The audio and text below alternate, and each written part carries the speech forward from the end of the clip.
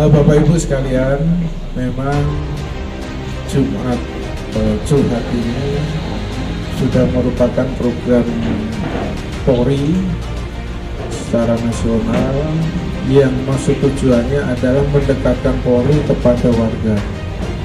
Salah satu tujuannya di situ, dan menampung apa yang menjadi aspirasi daripada warga.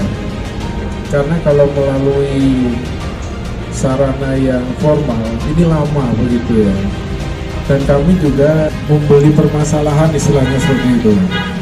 Apa yang masyarakat inginkan, sarankan supaya Polri ke depan itu bisa lebih baik, ini kami datang mengundang komunitas atau masyarakat untuk bersama-sama